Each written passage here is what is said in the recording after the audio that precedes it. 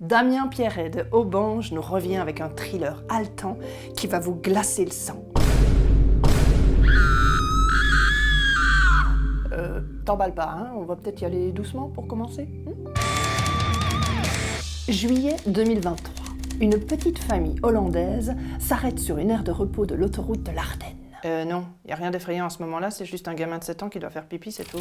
Voilà, sans entrer dans les détails de l'arrêt pipi, du chien Lucius qui s'enfuit alors que la grande sœur sort de l'auto, le branle-bas de combat pour retrouver le chien, le môme de 7 ans qui pleure, bref, il finit par revenir, le chien, voilà.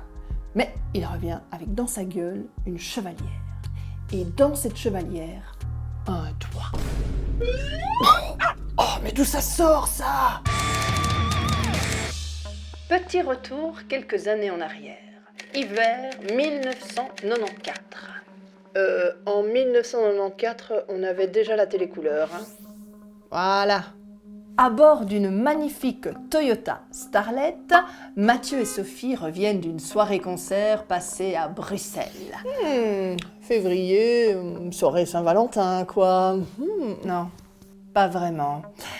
Ils se connaissent depuis l'enfance, mais Mathieu a un peu de mal à avouer son amour envers Sophie. Alors qu'ils sont sur le chemin du retour, sur l'autoroute de l'Ardenne, tiens, j'ai déjà vu cet endroit quelque part. Une petite pause café-pipi s'impose pour Sophie. Ouais, les heures d'autoroute, c'est bien connu, hein? Non, c'est pas ce que tu crois, hein? Je sens la nuit d'enfer qui s'annonce pour nos deux tourtereaux.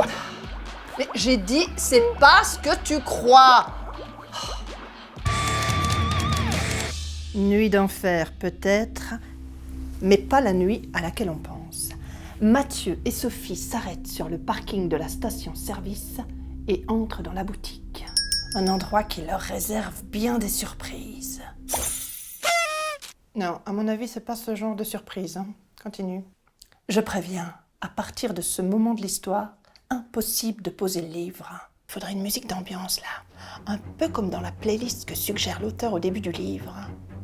Voilà, on est parti pour de l'action, du suspense, une inconnue en robe de soirée argentée qui appelle à l'aide. Le vol de la voiture de Mathieu, des policiers pas très nets, sans parler de Fred, l'employé antipathique de la boutique, et bien d'autres personnages tous plus étranges les uns que les autres. Une tension permanente, quoi. Ouais, il y a même un chat dans l'histoire, parce que l'auteur adore les chats. Et moi aussi. Avec ce deuxième livre, Damien Pierret change radicalement de style et surprend le lecteur avec une intrigue digne d'un film d'action. Help Me vient tout juste de sortir aux éditions Être vu pour être lu.